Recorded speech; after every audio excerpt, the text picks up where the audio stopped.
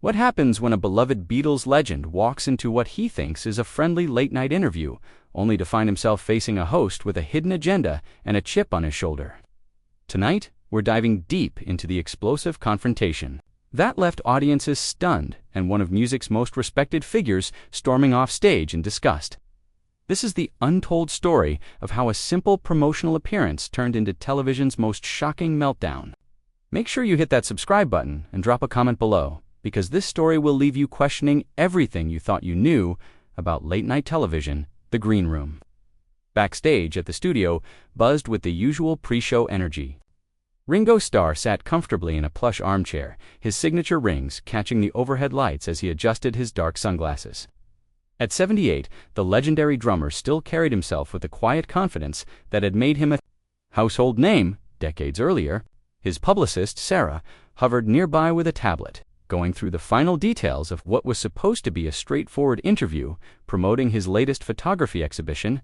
"Remember, this is just a quick 15-minute segment," Sarah reminded him, her voice carrying a hint of the nervousness that always preceded live television appearances.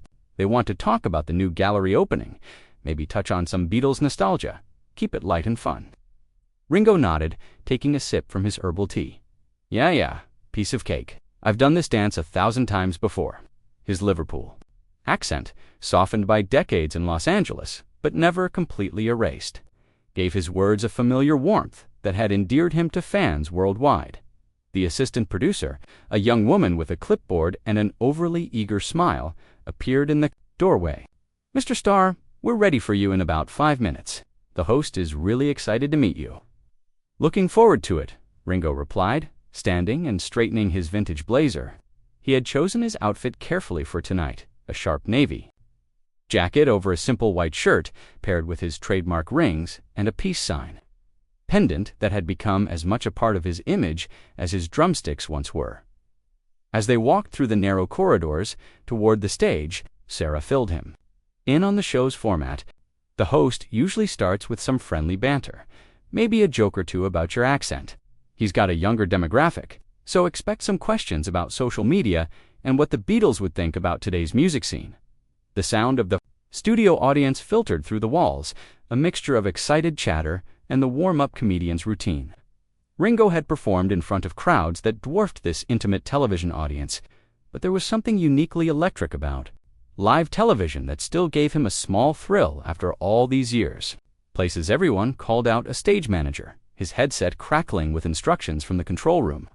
The familiar chaos of live television production swirled around them, cameras adjusting their positions, lighting technicians making final adjustments, and makeup artists rushing between guests with powder brushes at the ready. Ringo found himself positioned just off stage, watching as the host wrapped up a segment with a pop star whose name he didn't recognize.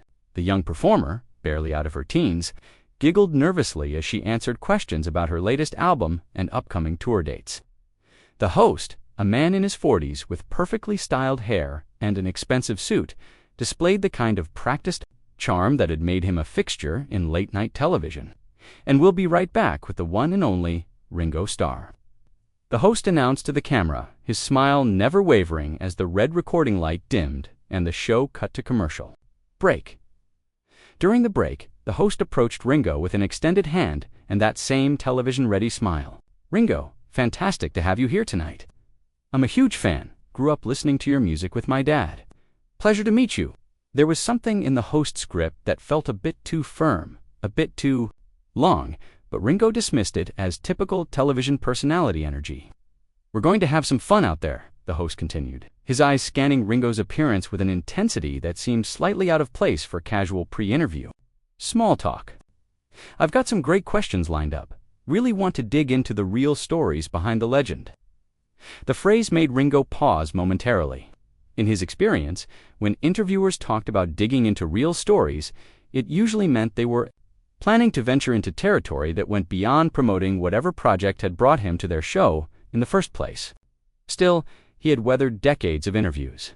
From hostile press conferences during Beatlemania to retrospective documentaries that attempted to psychoanalyze every decision the band had ever made. 30 seconds, called the stage manager. The host returned to his desk, straightening his tie and checking his notes one final time. From his position in the wings, Ringo could see the host's expression change subtly as the cameras prepared to roll again. The practiced warmth remained, but there was something else underneath it now. Something that reminded Ringo uncomfortably of the tabloid journalists who had made his life miserable during the Beatles' peak years. "And we're back," the host announced. As the red light flickered on again, "I'm here with the legendary Ringo Starr, drummer for the Beatles, and a man who needs absolutely no introduction to anyone who has ever listened to music. Ringo, welcome to the show." The studio audience erupted in applause as Ringo walked onto the stage, waving and flashing his characteristic peace sign to the crowd. The familiar ritual of late-night television felt comfortable and predictable, exactly what he had expected when his management team had booked this appearance months earlier. "Great to be here," Ringo said as he settled into the guest chair, adjusting his sunglasses and giving the audience another wave. The energy in the room was positive, filled with the kind of genuine affection that still surprised him after all these years in the spotlight. "Now, you're here tonight to talk about your photography exhibition opening next week." The host began, consulting his notes with theatrical precision. "But before we get to that, I have to ask about something that's been bothering me for years." The shift in tone was subtle but unmistakable. Ringo's decades of media experience had taught him to recognize the warning signs when an interview was about to take an unexpected turn. The host's smile remained in place, but his voice carried a new edge that hadn't been present during their brief backstage encounter. "Sure, fire away," Ringo replied, maintaining his own composure while mentally preparing for whatever curveball was coming his way. In his experience, it was usually best to meet these moments head-on rather than try to deflect or change the subject. "You know, Ringo, I've always wondered about this whole narrative that you were just the lucky guy who happened to be in the right place at the right time," the host said, leaning back in his chair with a smirk that didn't quite reach his eyes. "I mean, let's be honest here. You replaced Pete Best, who was supposedly the better drummer, and somehow managed to ride the coattails of 3 genuinely talented musicians to become one of the most famous people on the planet." The studio audience fell into an uncomfortable silence. This wasn't the light-hearted Beatles nostalgia they had expected, and even the most casual music fans in attendance could sense that something had gone seriously wrong with the interviews. Tone Ringo's expression didn't change, but those who knew him well would have recognized the slight tension that appeared around his eyes. "Well, that's an interesting way to put it," he replied, his voice remaining steady despite the obvious provocation. "I've heard that particular theory before, usually from people who weren't there and don't really understand how the band worked. But, come on," the host pressed, apparently emboldened by Ringo's measured response. "Paul wrote most of the melodies, John wrote most of the lyrics. George was the actual musical innovator with his guitar work and his interest in Eastern music. What exactly was your contribution beyond keeping time? And let's be brutally honest. There were better drummers available even then." The camera operators exchanged glances, unsure whether they should continue rolling or cut away. This was clearly not the direction anyone had expected the interview to take, and the show's producers in the control room were frantically debating whether to intervene. Ringo removed his sunglasses and set them carefully on the small table beside his chair. When he looked directly at the host, his eyes carried the weight of someone who had endured decades of this exact type of criticism and had long since developed his own way of dealing with it. "You know what, mate?" Ringo said, his Liverpool accent becoming more pronounced as his patience began to wear thin. "I've been hearing this rubbish for over 50 years now. Every few years, someone like you decides they're going to be the one to finally expose the truth about how I supposedly fooled the world into thinking I belonged in the Beatles." The host sensed he had struck a nerve and decided to push further. "I'm just asking the questions that a lot of people think but are too polite to say out loud. You have to admit, it's a pretty incredible coincidence that the least talented member of the group ended up with the same fame and fortune as the actual creative forces behind the music." Least talented? Ringo's voice remained controlled, but there was steel underneath the calm exterior now. "Listen, I don't know what kind of show you think you're running here, but if you brought me on just to insult me and try to diminish what we accomplished together, you've seriously misjudged the situation." The host glanced toward his producers, who were making frantic gestures from behind the cameras. The show was supposed to be entertainment, not a character assassination, But the host seemed unable to resist the opportunity to create what he clearly thought would be compelling television drama. "I'm not trying to insult you, Ringo. I'm just trying to have an honest conversation about your place in music history. Surely, after all these years, you can handle a little honest criticism." Honest criticism? Ringo leaned forward in his chair, his composure finally beginning to crack. "Is that what you call this ambush? Because that's what this is, isn't it? You had no intention of talking about my photography or any current projects. You brought me here specifically to try to tear me down on live television." The audience began to murmur among themselves, clearly uncomfortable with the direction the interview had taken. Several people near the front could be seen shaking their heads in disapproval, while others pulled out their phones to capture what was rapidly becoming a train wreck of epic proportions. "Look, I understand you might be sensitive about this topic," the host continued, apparently oblivious to the growing hostility in the room. "But don't you think the public deserves to know the truth? Don't you think it's time to acknowledge that your success was more about being in the right place at the right time than any actual musical talent? Right place at the right time?" Ringo's voice rose for the first time since the interview began. "Do you have any idea what it took to hold that band together? Do you understand what it meant to be the steady presence that kept John and Paul from killing each other during the recording sessions? Do you know anything about the musical choices I made that helped define the sound of songs that are still being played 50 years later?" The host opened his mouth to respond, but Ringo wasn't finished. The dam had finally burst, and decades of frustration with this particular line of criticism came pouring out. "I wasn't just keeping time, you ignorant fool. I was creating the rhythmic foundation that everything else was built on. When John needed someone to anchor his experimental impulses, I was there. When Paul needed someone who could make his complex arrangements feel natural and accessible, I was there. When George needed space to explore his musical ideas without worrying about whether the rhythm section would support him, I was bloody well there." The studio had gone completely quiet now, with even the camera operators frozen in place as they watched one of music's most beloved figures defend his legacy against an increasingly hostile interviewer. "And another thing," Ringo continued, his anger now fully unleashed. "You want to talk about Pete Best? Fine. Pete was a decent drummer, but he wasn't a Beatle. He didn't understand the musical chemistry that made the band work. He couldn't adapt to the creative process that turned 4 individual musicians into something bigger than the sum of their parts.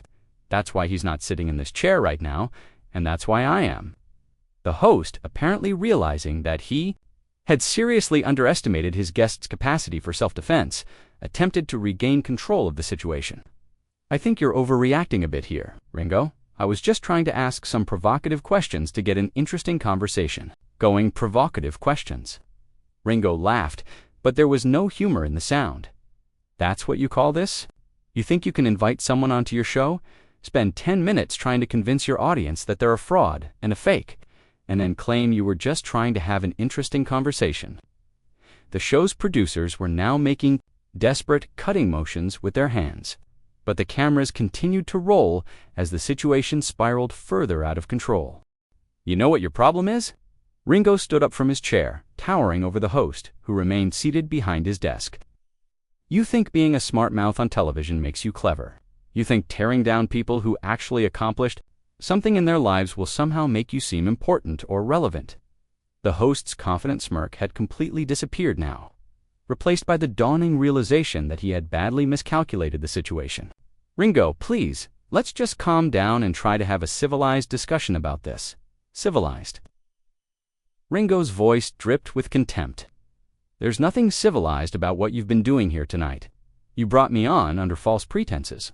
You've spent the entire interview trying to humiliate me in front of your audience, and now you want to lecture me about being civilized?"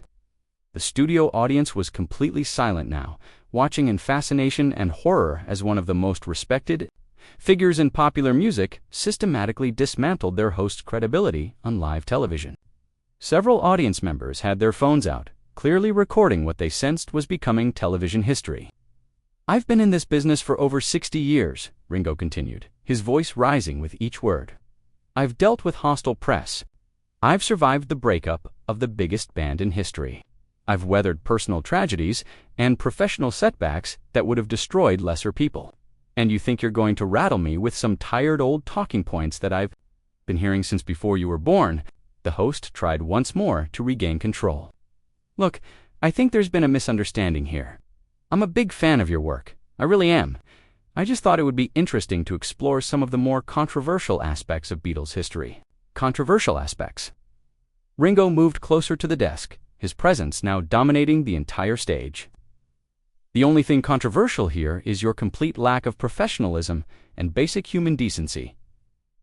You want to explore Beatles history. Here's some history for you. We changed the world. We created music that has touched the lives of billions of people across multiple generations.